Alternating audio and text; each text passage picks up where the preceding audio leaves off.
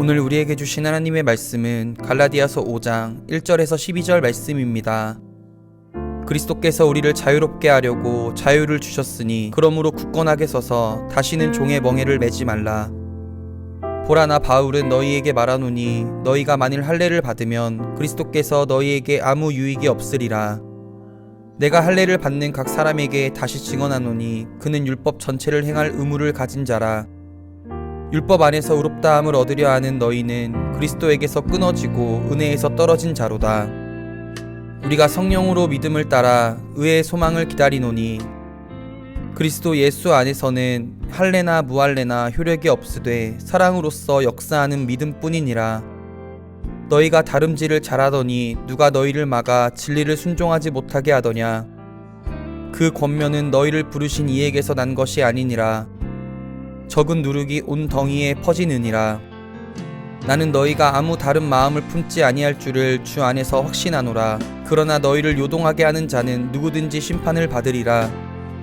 형제들아, 내가 지금까지 할례를 전한다면 어찌하여 지금까지 박해를 받으리요. 그리하였으면 십자가의 걸림돌이 제거되었으리니 너희를 어지럽게 하는 자들은 스스로 베어버리기를 원하노라. 오늘 이 말씀에 많은 은혜 받으시기 바랍니다. 5장 1절은 그렇게 시작하죠. 그리스도께서 우리를 자유롭게 하려고 자유를 주셨으니, 그렇게 되어 있습니다. 결국 핵심 구절은 그리스도께서 우리를 자유케 하셨습니다. 이게 핵심 구절이죠. 복음은 무엇인가 하면 그리스도께서 우리를 자유케 하셨다는 거죠. 그런데 저희가 저 문장에서 질문할 것은 무엇으로부터 자유케 하셨는가 하는 거죠. 그러니까 유대인들이면서 그리스도를 믿는 그리스도인으로 이제 변화된 사람들에게는 가장 큰 것은 율법으로부터의 자유입니다. 로마서에서 여러 가지 얘기하지만 죄로부터의 자유, 율법으로부터의 자유, 그 다음에 하나님의 분노로부터의 자유, 이게 로마서 5장, 6장, 7장, 8장의 내용인데 갈라디아서는 이것을 더 함축해서 줄여서 그냥 자유케 하셨습니다. 자유의 복음이다. 우리가 그렇게 예를 들죠. 유대인들에게는 율법을 지키는 게 삶에 있어서 가장 큰 부담이었습니다. 우리가 마음의 부담이 있다, 또 삶의 부담이 있다 하는 것을 짐을 졌다 이렇게 표현을 하죠. 혹은 이제 짐승을 우리가 끌을 때 멍에를 졌다 이렇게 표현합니다. 이건 뭐냐면 삶에 굉장히 부담이 된다는 거고 삶의 스트레스가 된다는 거죠. 자유케 했다는 것은 무엇인가 하면 삶의 부담과 스트레스로부터 우리를 놓아줬다 하는 거죠. 영어로 set free라고 표현을 하는데 우리가 노임을 받았다는 거죠. 유대인들에게는 율법이 평생 무거운 짐이었고 바울은 더 무거운 짐이라고 생각했습니다. 바울은 율법을 더 철저히 지키기를 원했고 또 율법을 풀어서 설명하고 전하고 가르치는 랍비의 훈련을 받았고 그렇게 살아가려고 노력했죠. 바리새파죠. 그렇기 때문에 이 율법이 주는 짐이 굉장히 컸는데 바울 개인적으로는 그 짐을 어디서 내려놨냐면 그리스도께서 그를 부르신 후에 다메섹 체험 이후 아라비아 사막의 그 3년간의 기간 동안에 굉장한 자유함을 누렸던 것 같습니다. 그래서 바울에게 있어서 복음은 무엇인가 하면 자유라는 거죠. 그러니까 율법으로부터의 자유입니다. 그래서 갈라디아서는 우리에게 복음은 자유입니다. 이렇게 아주 분명하게 일종의 도전하고 증언하는 거죠. 저희가 이제 유대인이 아니기 때문에 이 율법에서의 자유와는 달리 조금 더 우리는 생각하자면 율법은 우리에게 없지만 율법과 비슷한 것이 일종의 우리가 기독교인으로 살아가면 종교로서의 기독교가 주는 부담이 있습니다. 그래서 우리가 흔히 생각하면 뭐 십계명부터 시작해서 우리가 예수님을 믿으려면 뭘 하지 말고 뭘 하지 말고 뭘 하지 말고 이 규칙들이 있죠. 종교에 이 규칙들을 지키려고 노력하는 그리스도인이 되면 바울이 느낀 것만큼은 아니지만 종교가 주는 부담을 갖게 됩니다. 이것이 이제 1세대 그리스도인 어떤 연유로든 전도를 받든지 본인이 어떤 삶에서 부딪히든지 그래서 교회를 찾아 나오고 그리스도인이 된 사람에게는 믿는 것이 기쁨이고 자유함입니다. 그런데 그리스도인 가정 가운데 태어나서 예를 들어 목회자 가정에서 자라났다든지 신앙이 좋은 장로나 권사 가정에서 자라났다든지 이런 아이들은 이 부담을 아주 오랫동안 갖게 됩니다. 10대 때부터 갖기 시작해서 뭐 방황하기도 하고 20대 때 뛰쳐나가기도 하고 30대, 40대가 돼도 이 문제로부터 좀 해결함을 얻지 못하는 사람들이 많습니다. 자녀들이 신앙생활을 정말 바람직하고 자발적으로 잘하면 그것은 정말 큰 축복이기도 합니다. 그게 쉽지 않습니다. 그것은 우리가 신앙생활하는 것 자체도 부담이 된다는 거죠. 그렇기 때문에 복음이 자유입니다를 잘 여러분이 이해하셔야 여러분이 신앙생활하면서 규칙에 얽매여 있는, 말하자면 규칙이라는 철창 가운데 갇혀있는 죄인처럼 살아가는 게 아니라 규칙이 우리를 이끄는 게 아니고 하나님을 잘 믿으려는 마음 때문에 자유롭게 길을 찾아가는 사람이 되고 여러분이 자유로운 마음으로 신앙생활할 때 자녀에게 좋은 영향력을 줍니다. 여러분이 신앙생활하면서 너무 고민하고 갈등하고 이걸 내가 지켜야 되는데 못 지켜서 또 죄책감에 시달리고 잠을 못 자고 힘들고 그러면 애들이 볼 때 신앙생활하는 거 되게 힘들구나. 우리 엄마 왜 저렇게 살아? 우리 아빠 왜 저렇게 살아? 난 저렇게 안 살 거야. 이러면 뛰쳐나가는 건데요. 대부분 본인이 열심을 내고 경건하다고 생각하고 자라난 아이들이 그렇습니다. 신앙생활은 부모가 했으니까 내가 해야 되는 일종의 어떤 연좌제와 같은 묶여있는 게 아닙니다. 그리스도 안에서 신앙생활을 한다는 것은 지금 바울이 표현한 것처럼 자유함을 충분히 누려야 합니다. 예를 들자면 유대인들이 율법이 짐을 진 이유는 뭔가요? 율법이 있다. 하나님이 율법을 선물로 주셨는데 이 율법을 지키지 않으면 문제가 된다. 그것은 곧 벌이다. 그 벌은 영원한 형벌입니다. 즉 죽음입니다. 그러니까 율법은 우리에게 뭘 자꾸 생각나게 하냐면 율법을 주신 하나님의 사랑을 생각나게 하는 게 아니라 율법을 어기면 주시는 하나님의 심판이 생각나게 하는 거죠. 유대인들은 율법 아래 있기 때문에 늘 뭐 때문에 괴로웠냐면 율법을 다 지킬 수 없으니까 늘 죄 가운데 있고 이 죄는 나를 벌 주기 때문에 죄의 형벌이라고 부르는 하나님의 벌로 하나님의 심판으로부터 늘 두려움에 떨었죠. 이게 굉장히 어려운 것입니다. 바울은 그리스도의 십자가의 복음을 체험하고 묵상하고 종교적으로 체계화시키면서 신학으로 만들어가면서 그 점을 깨닫습니다. 우리가 율법 안에서는 하나님한테 심판받을까 봐 두려운 하나님인데 그리스도의 십자가가 그 하나님의 두려움, 하나님의 형벌로부터도 우리를 프로텍션, 보호해 주시는구나. 말하자면 우리가 늘 얘기하죠. 그리스도의 십자가 보혈로 우리는 죄 사함을 받았습니다. 그러나 여러분이 죄 사함을 받았다고 이야기한 그 순간 이후로도 구원 이후로도 매일매일 우리는 죄로부터 자유롭지 않죠. 하나님 보시기에 좋지 않은 일들이 매일 우리 가운데 스스로 저지르죠. 그럼 뭘 갖냐면 죄책감을 갖습니다. 그런데 이 죄책감이 신앙인들에게 굉장히 큰 심리적인 문제를 가져옵니다. 그런데 우리가 좀 더 근본적으로 얘기하면 복음은 이 죄책감으로부터 자꾸 자유케 하라는 거죠. 내가 죄가 없기 때문에 하나님이 나를 의롭다고 부르시는 게 아니죠. 여전히 죄 가운데 있고 죄의 유혹 아래서 약한 존재지만 이미 하나님이 너는 나의 자녀다. 너는 자유한 사람이다. 너는 의롭다 내가 인정하겠다 하면 그것으로부터 매일매일 사실은 싸워서 이겨야 되는 거죠. 그리스도께서 여러분의 죄를 사해 주셨습니다. 그건 아멘 하죠. 오늘도 여러분이 살아가면서 어려운 일이 있어도 또 살아가면서 우리가 넘어지는 일이 있어도 그것조차도 하나님이 용서해 주십니다. 그것도 아멘 하셔야 합니다. 과거에 큰 죄가 있을 수 있습니다.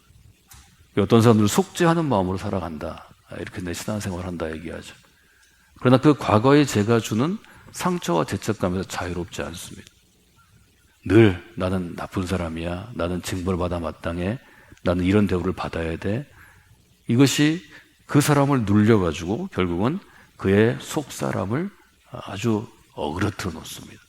이그러진 자아죠. 이게 인격의 그림자가 되고 여러분의 삶 가운데 분노를 가져오고 짜증을 가져오고 상처를 가져오고 고통을 가져옵니다. 이것까지도 우리가 하나님이 나를 자유케 하셨다. 하나님이 나를 벌주시지 않는다. 이런 부분에 대해서 여러분이 정리할 필요가 있다는 거죠. 이 문제를 정리하지 않으면 과거의 죄 때문에 죄의 노예로 살아갑니다. 여전히 그리스도 안에 있지만 이 두 가지가 있다는 거죠. 그래서 아주 분명하게 1절은 두 부분으로 나누면 그리스도께서 우리를 자유케 하셨습니다. 그러므로 다음에 어떻게 되어 있죠? 그러므로 굳건하게 서서 다시는 종의 멍에를 매지 말라. 이 뒷부분을 잘 기억하십시오. 복음은 자유입니다. 우리는 그리스도인이 되었습니다. 우리는 자유한 사람입니다. 그럼 두 가지를 해야 된다는 거죠. 첫 번째는 굳게 서라는 거죠. 두 번째는 뭐죠? 종의 멍에를 다시는 매지 말라. 이 두 가지를 여러분이 다 기억하셔야 합니다. 굳게 선다는 것은 뭘 얘기하나요? 지금까지 제가 설명한 것들을 잡고 여러분들이 깊이 이해하시는 것입니다. 하나님이 내 죄를 사하셨다. 이것은 과거에 지은 큰 죄도 사하신 거고 그 죄로부터 오는 어떤 벌, 이 죄는 벌을 가져오는 것인데 벌도 사하신 것이고 앞으로 내가 잘못한 것도 하나님은 사해 주신다. 여러분 이런 마음을 가지고 사셔야 합니다. 물론 이제 그런 마음을 갖고 살다가 갈라디아 교인들이나 데살로니가 교인들이 뻔뻔해지죠. 그래서 자유롭게 죄를 지으면서 이 죄 지은 것도 하나님이 용서하실 거야. 내 마음대로 살 거야. 이거는 뭐 자세가 잘못된 거죠. 이건 방종이고 진정한 자유라는 것은 죄 짓지 않고 하나님의 자녀로 살려고 노력하지만 어쩔 수 없이 넘어지거나 또 우리가 믿음이 약해져서 넘어질 수 있지만 그것도 우리가 다 이길 수 있다는 거죠. 굳게 서다는 것은 저는 그런 완전한 이해 가운데 서는 것입니다. 굳게 선다는 것은 이제 견고하다는 뜻인데 견고하다의 반대말이 10절에 있는 것처럼 너희를 요동하게 하는 자는 누구든지 심판을 받으리라 이런 뜻이 있는데 요동하게 하는 흔드는 자라는 거죠. 마음을 흔들든지 삶을 흔들든지 직접적인 공격을 하든지 굳게 선다는 것은 누군가 흔들릴 때 다시 서는 것입니다. 구원을 얻을 때는 죄도 용서를 받지만 죄 때문에 받는 형벌로부터 하나님으로 이를 자유케 하십니다. 이 점을 여러분들이 보시고 로마서에는 그렇게 써 있죠. 이제는 예수 안에 있는 자에게는 정죄함이 없다. 로마서 8장의 시작절입니다. 중요한 것은 이미 하나님께서 우리를 구원하셨고 죄의 형벌로부터 우리를 구해주셨습니다. 그 다음부터가 중요한 거죠. 자유의 의미죠.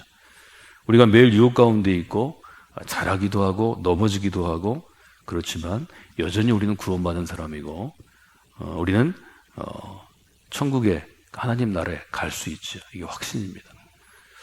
중요한 것은 그런 바탕 위에서 오늘 어떻게 우리가 살아야 하는가 하는 거죠. 어떻게 살아야 하는가 하는 부분에 대해서 갈라디아서 5장 저희가 앞으로 볼 16절 제가 설교한 부분인데요. 아주 분명하게 얘기하죠. 16절에 보면 너희는 성령을 따라 행하라. 그러니까 우리가 오늘도 그래도 조금 더 믿음으로 승리하며 살려면 성령을 따라 행하는 사람을 살아야 된다. 왜냐하면 여전히 우리가 살아가는 이 땅은 죄의 권세가 있고 죄의 영향력이 큽니다. 그렇기 때문에 매일매일의 삶에서 성령을 따라 행하려고 노력할 때 조금이라도 더 그리스도인답게 살아갈 수 있다는 거죠. 이게 성령을 따라 사는 삶을 강조한 바울의 일종의 의도다. 굳게 선다는 건 뭘 의미하냐? 내 힘으로 물론 잘하려고 있지만 내 힘으로 잘하려고 해봐야 또 넘어집니다. 이건 당연한 거죠. 아무리 뛰어난 인간도 죄를 이길 수는 없습니다. 죄의 힘과 죄의 영향력과 죄의 공격을 이길 수는 없습니다. 그러므로 굳게 선다는 것은 성령의 인도함을 따라 살려고 매 순간 노력하는 것입니다. 오늘도 여러분에게 그 노력이 있고 그 영적인 홀로 서기 가운데 하나님의 도우심이 있을 줄로 믿습니다. 이것은 우리가 간구하는 거죠. 두 번째 이제 우리가 얘기할 수 있는 것, 종의 멍에를 매지 말라 하는 명령입니다.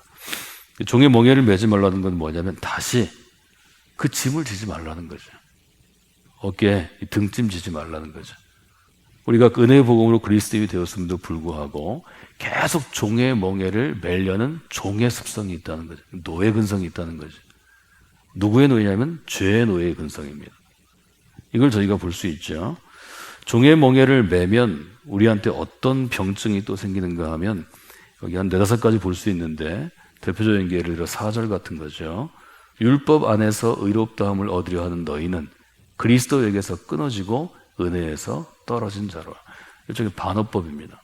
종의 멍에를 맨다는 건 뭐냐면 우리가 그리스도의 사람 되는데 여전히 율법을 통해서 의롭게 되려고 하면 이 행위 자체가 우리가 그리스도에 연결되어 있는 사람인데 그리스도부터 끊어내고 연줄을 끊듯이 끊어내고 은혜에서로부터는 떨어져 나가는 사람이 된다. 그래서 이 종의 멍에를 매면 안 된다. 지금 우리로 얘기하면 종의 멍에는 이런 거죠. 교회에서 우리가 믿음으로 헌신하는 것은 중요한 일입니다. 그런데 헌신했기 때문에 구원받는 건 아닙니다. 헌신 이전에 이미 구원하셨습니다. 헌신은 그 구원에 대한 우리의 감사와 믿음의 일종의 표현입니다. 교회 안에서 제가 늘 강조하지만 헌신과 봉사와 선행은 중요한 것입니다. 그러나 이것은 구원의 전제 조건이 아닙니다. 이것은 구원해 주신 하나님을 향하여 믿음이 성숙할수록 드려지는 일종의 예물입니다. 하나님을 향해 나아가는 우리의 예물이 된다는 거죠. 그래서 종의 멍에를 매면 그리스도에게서 끊어지게 됩니다. 그래서 여러분이 종의 멍에를 매지 않는 사람이 되어야 합니다. 또 7절에 이런 재미있는 표현이 있어요. 7절 한번 볼까요? 너희가 다름질을 잘하더니 누가 너희를 막아 진리를 순종하지 못하게 하더냐. 그리스도인이 된다는 건 뭐냐면 진리에 순종하는 삶이 되는 거죠. 율법의 복음에 다시 빠지면 그것은 진리에 순종하지 못하는 삶과 같다. 이런 표현으로 지금 계속해서 갈라디아 교인들에게 다른 말로 아주 분명하게 설명하고 증거하고 도전하는 것입니다. 그래서 지금 바울이 얘기하는 것은 은혜의 복음 안에 서라. 그 복음의 진리를 지켜라. 다시 율법의 멍에를 매지 말라. 이 간단한 얘기를 논리적으로 쓰다 보니까 이렇게 예를 들어서 계속 얘기하는 거죠. 13절 한번 읽어볼까요? 형제들아 너희가 자유를 위하여 부르심을 입었으나 그러나 그 자유로 육체의 길을 삼지 말고 오직 사랑으로 서로 종노릇하라. 이 종노릇하라는 권면이 있는 것인데 중요한 건 앞부분이죠. 자유를 위하여 부르심을 입었습니다.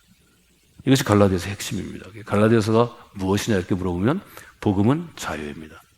우리는 그리스도인은 자유를 위하여 하나님이 불러주신 사람들입니다. 그렇기 때문에 우리는 복음 안에서 자유를 누리는 삶을 멍에를 지고 살아가는 사람들에게 좀 보여줘야 합니다. 이것이 바울의 일종의 안타까운 복음에 대한 해석이라는 점을 여러분들이 돌아보시면 좋을 것 같습니다.